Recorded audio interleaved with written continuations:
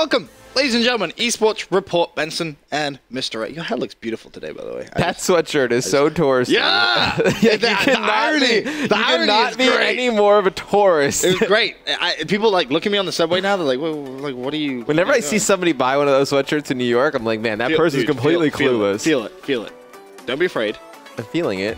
No, feel it inside. Get in there. Soft, right? But like still. Soft though, right? You're wearing an I Love New York sweatshirt. I happen to enjoy New York very much. So do I. I've lived here my entire life. Exactly. And I don't see New York appreciation. No. I'm going to buy you one. You're going to wear it. Don't buy me one. I won't wear it. You will. It's like you go away on vacation and you get something like that. You don't live here and buy something like that. It's awesome. How was your Easter, by the way? My Easter was good. I ate pasta, slept. Ooh. I streamed with Christopher Puckett, the Potion Master. Me and Puckett have way too much fun. We played pictures of koala bears on my stream last night. Koala bears? Explain. Yeah, we showed koala bears and we drew paint all over them. And we listened to creepy music behind it. It was lots of fun. Okay. Sounds like a good time. I feel slightly left out. No, you should feel left out. We didn't invite you. I didn't really. Thank you for that. No problem. Anytime. Well, anyway, so today's show. What do we have played? Today's show, we have a lot to talk about. Kicking things off with some RosterMania. Going to recap the 2K from the weekend. Of course, there was no 5K. Celebration. Yep. Yeah, the Easter was on Sunday. Chilled out. So, no 5K. We got Beyond the Scoreboard, of course, quick scope. Then, this is what really excites me, the Ultimate Duo Tournament. We drafted out 16 teams of duos, and we're going to put them against each other in a kind of metaphorical. Yep. This is my idea that Ben stole, but it's okay. I perfected. You gave the initial brainwave, and I took it, add some wings to it, and flooded away and made it perfect. I built a bracket. Yeah, it's fine. You showed me how much madness works, and we just kind of went with that. Anyway, that's as well. It's coming up. We're going to look at Pro League recap, what you may have missed from last week as well, what is going to be going on tonight, some important games, and of course the bottom line to close out the show. Anything happen with rosters this weekend? You know, there's a few things. Yeah, speaking of rosters, RosterMania. We'll dive right into it like that. I'm in a very cheery mood. Yesterday was Easter. Like, how can you not be in a... I'm in very cheery mood. I just like Easter eggs? No. I just eat bunnies. Chocolate bunnies. Not actual bunnies. I never eat Have you ever had rabbit? No. Actually, pretty nice. You're a weirdo. Tastes a lot like chicken. You're a weirdo. Anyway, big announcement. In case you missed it, I don't know how you possibly I don't know how you missed it. Could have missed this. It was kind of a big deal. It's on the front page of Yahoo. Nadeshot officially retired. He's taking a break. Careful. He's taking a break. I was gonna say taking a break. Retiring from AW. Do you think we'll see him play on AW again, Matt? I said no. No. I don't think we'll see him on AW. I don't think we see him play on AW. I think you see him and Big T potentially return. I could see. Nah, I actually could. I'd rather him team with like Bose. Really? Than team with like anyway. You see, there's a real tough decision to make, but I think I made the right one. I'll be back one day, but until then, I will see you guys on YouTube stream. I saw a stream last night. Seemed to be having lots of fun. Yes. I mean, this is a guy who basically paved the way. He's huge. I mean, he's kind of like been the face of COD for. I mean, since I've gotten into COD, he was like the first person I knew. Basically. When I got into COD, it was like, okay, I know Nadeshot, I knew Crim, because I knew Crim. But other than that, I was like, I don't know anybody. I know Nadeshot. Yeah, he's kind of, as I said, paved the way for a lot of people trying to make it as a career, and he's really one that people kind of look to as like his story. And they just try and copy and paste it. It's not as easy as that, obviously, but his kind of foundations are definitely the right way of doing things. So it's a shame to see him step down from playing. Really good dude. But he's still going to be around. We're not going to be kind of, oh, where did Nadeshot go? He's not going to disappear. Definitely going to be on his YouTube grind, 100% on his stream grind. You see that already. He's going to be playing lots of different things. I really think you'll see a return of him and Big T next year. I don't know why. I could see them like getting together and like just for one event. Nothing crazy nothing where ridiculous. It's like I could even see Hector playing with them in an event. Like Hector, Big T. It would quite literally be an all men of Optic team at like a UMG or something like that. Definitely. Go and like play for fun or whatever. Definitely. That's what I'm kind of thinking. That would be absolutely hysterical. Because they will enjoy that. They wouldn't have to really like, you know, grind out to the same level that they have to. No, they'll play GBs, try and go 100. No, maybe Fwiz plays. Fwiz, Hector, Big T, Nadeshot. That would be pretty funny. That would be Please let that happen. If they made it into pool play, I would just stop. I would die. Stop. I could not cast that game. I could definitely cast that game. That would be a game me and Maven would cast. Yes. Me and Maven are casting Holly and we should bring back Gandhi Holly and Damon's. Are you really? Are you actually doing that? Is that actually a thing? No, you're not. That's actually a thing. No, it's not a thing. No, that was 100% serious. How are you gonna cast? We're gonna cast wedding. How? Me and Maven can cast anything. How are you gonna cast a wedding? Just logistically speaking, how you gonna have webcams, camera set up? Like, what are you gonna do? You have a laptop. It's gonna be me and Maven. We're gonna walk you through the wedding. Please put up a live poll. You know, like we do the. Will she say yes? Hashtag yes. Hashtag no. Hashtag Barlow Wedding 2015. Presented by Xbox. Put your votes in. No, it's serious. No, it's going down. It's gonna be the best cast wedding ever. I'm actually excited for that. Oh, it's gonna be sick. It's gonna be pretty interesting. We should show you TP's thoughts as well from the weekend. Of course, a lot of stuff kind of overshadowed. Well, you kind of thought that spot on OG was either going to be Teep. I thought it would be one of three people: Teep, Karma, or Clay. Clay, really? I said Teep, Karma, and Abel. Really? Yes, they were my three. I thought Clay. Would have had to at least think about it. Yeah, I think you definitely have to think about it. One of the best players in the game right now. I mean, he's been on OG already. The fans love him from OG. Like it would kind of be somewhere in the same regard as the Teep or Karma. The reason I said Enable is he's kind of fits the Optic Gaming brand very well. Red Bull connections already. Very well mannered. Great on social media. Doesn't have a YouTube though. That's the one kind of flaw to him. But you add another Halo player into that team, probably going to be pretty dominant. And they might as well go play they could play both. They probably could at that point. Players they have. Probably could. We're going to get to points on Halo a little bit later on in the show. You'll love that part. Yeah, I probably will. I thought it was the right move for OG. Yeah.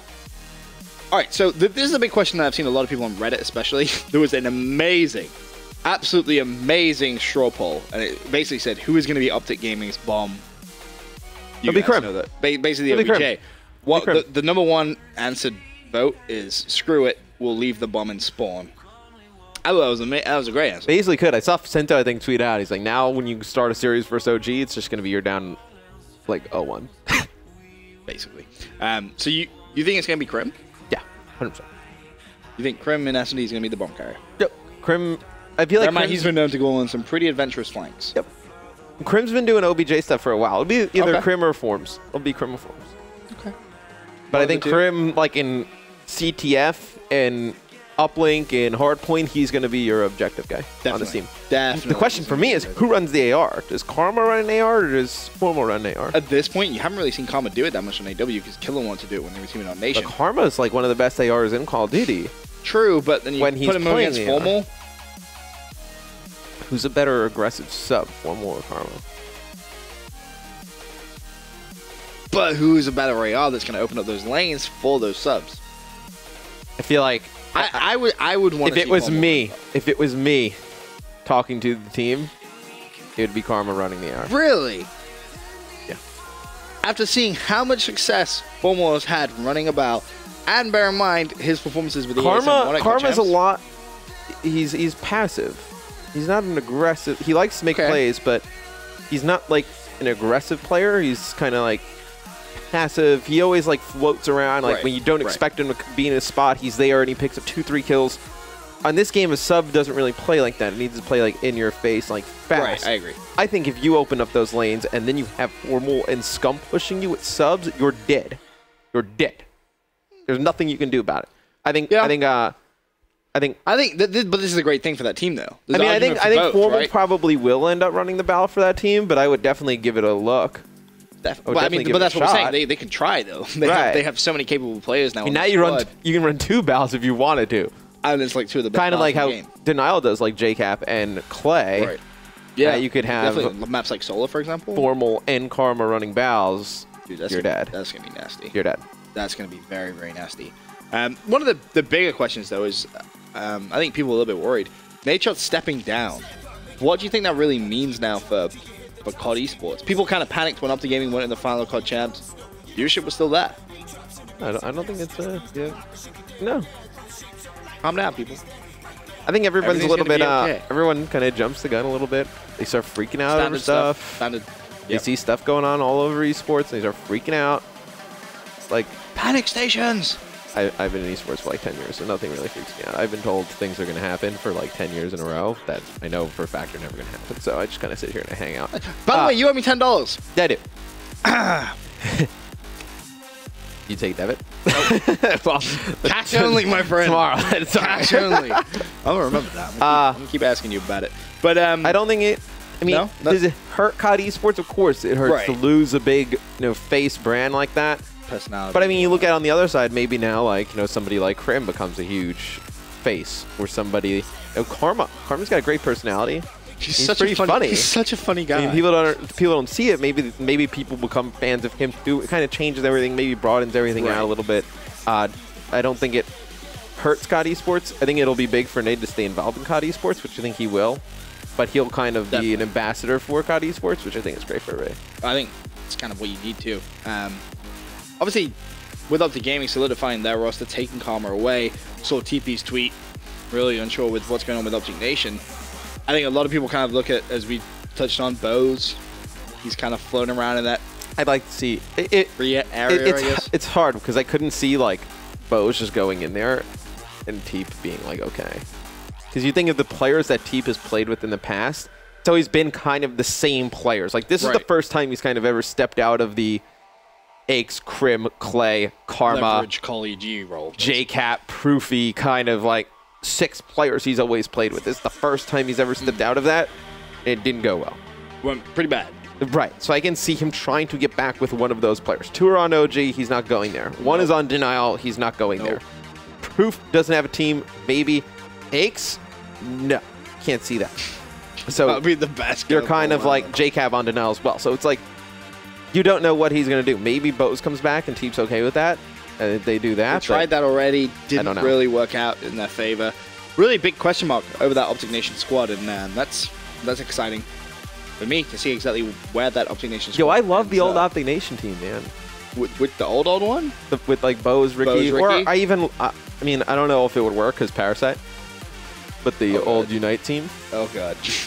What? If ON became like the PAX Owens? Yeah, if ON became the Nameless Killer Ricky. Miracle. No, Ricky, Nameless, Bose, and Parasite. Way back. Damn. That would be pretty cool. That would be pretty cool. They would be really good at such and strong. That'd be a cool team. I just like watching. Possible? I like watching Bose and Ricky play together. Is it logistically possible? Ricky just got traded. Ricky would have to be retraded again, which is doable. Possible. There's no rule against it. So maybe we do see that. I don't think TP stays on no. No. I think he finds another home. And speaking of TP, when Nate announced his retirement, everyone was like, "Who's the fourth? Who's the fourth?" You said you had 3 plays in mind. We basically had the same call too. It was always, in my honest opinion, it was the easiest way to make things work. Right.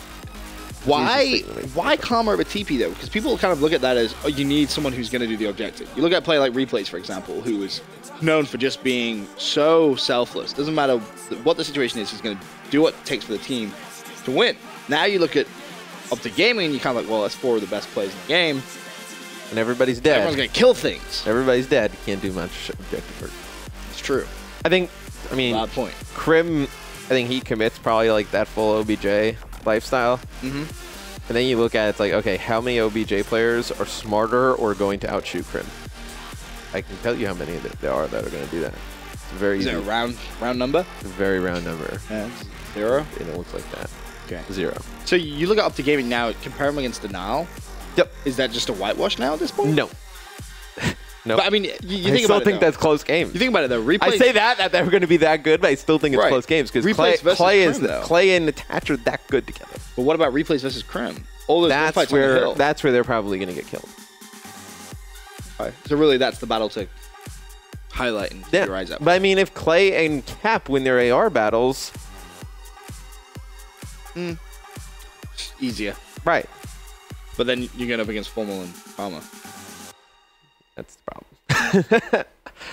it's you everywhere you go. It's like, I think I saw somebody post it yesterday. It was like, oh, all right, so once you get by Formal, then you have to get by Karma. Then once you get by Scump, you're at the hill. And then all you have to do at that point is get by Crim. It's like, come on, like, it's ridiculous. Yeah, it's silly. Speaking about nature, there we actually listed some of Nadeshot's major achievements. He's been pretty good at Call of Duty. Since joining Call of Duty eSports, and he's been very good. First place at COD XP. That was really what started his whole Kanye West performed there. That's what useful facts. Basically, that was when he quit his job at McDonald's, and you kind of hear about that fairy tale story, which really was Nadeshot. Yeah. Invested all that time into his YouTube, into his brand.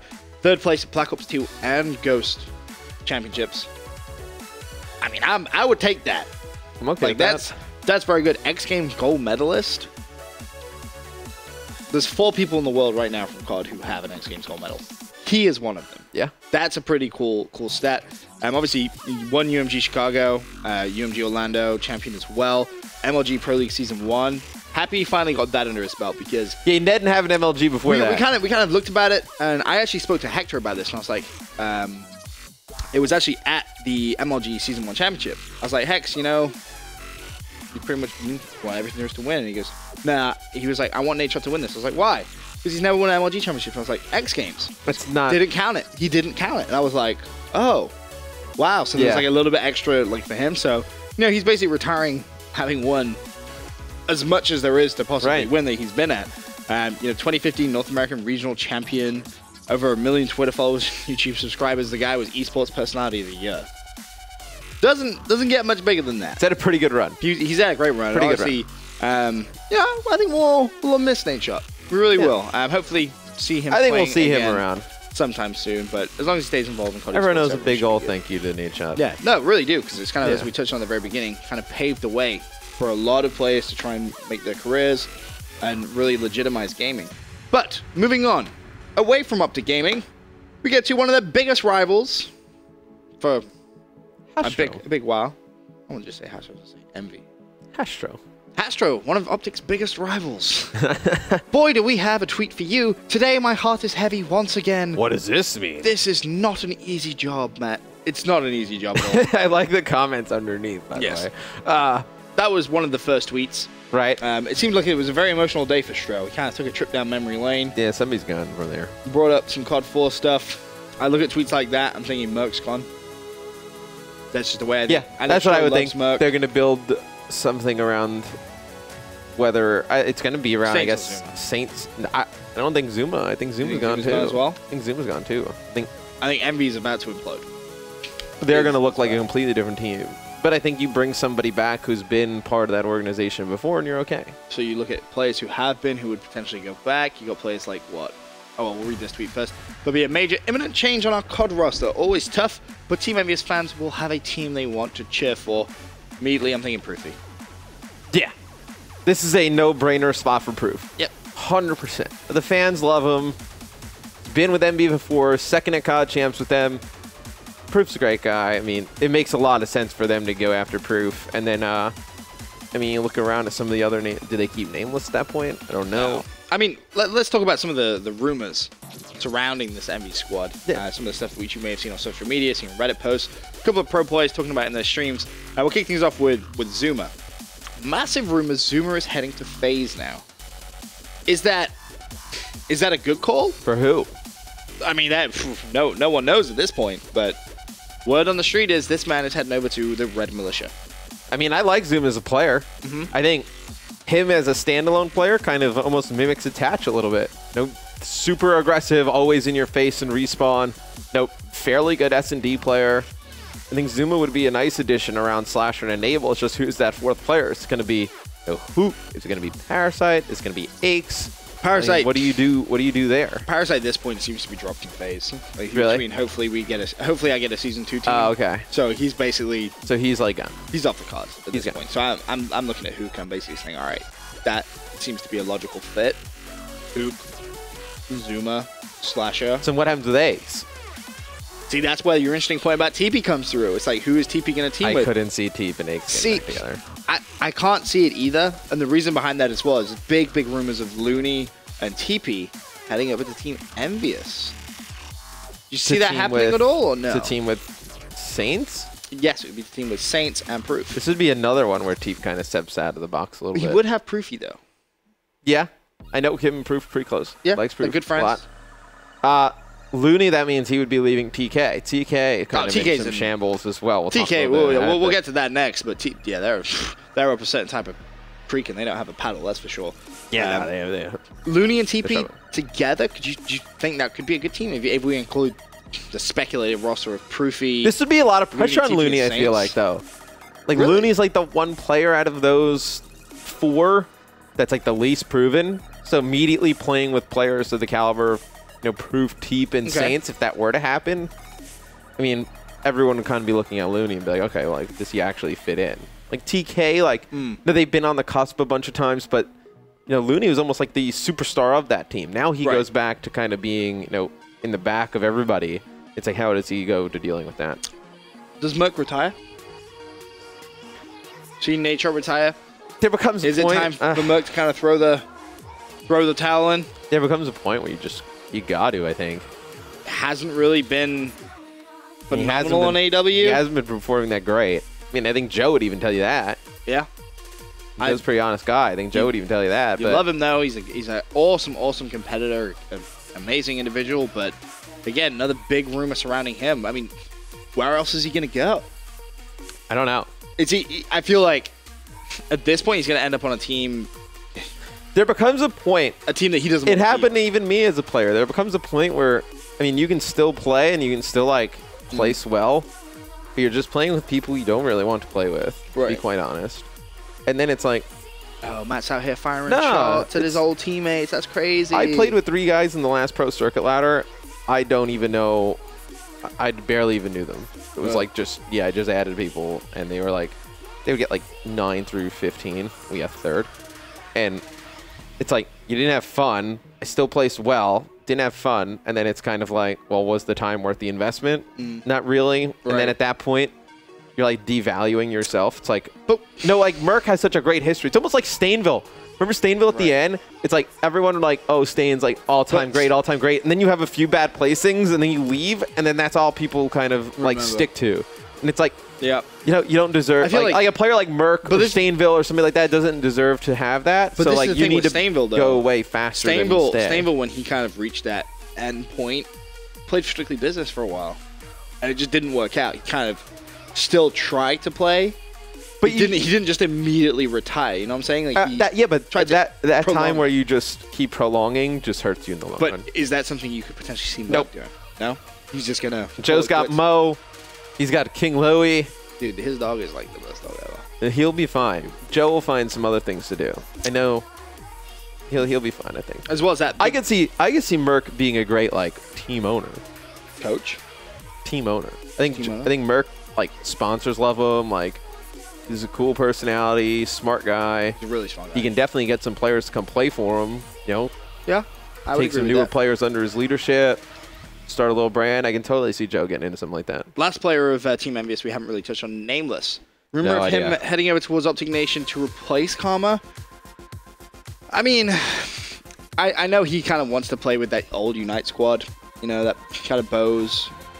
Yo, that team was so much fun to watch. Right. You put any 2 players with Bows and Ricky, and it's just fun. Just those 2 guys. And I think that's kind of what Nameless is like. Like we bumped into Nameless at the airport after Core Champs. You could just tell he wasn't happy. Let's just put it that way. And nobody on Envy was happy. Again, he's a great guy. Hopefully, he does end up on a squad that he wants to be on. But Envious announcement rumored to be announced later on this evening. So we'll have to wait and see on that one. For now, though, quick commercial break. When we return, we still have TK and FaZe Red to touch on in all of this crazy RosterMania.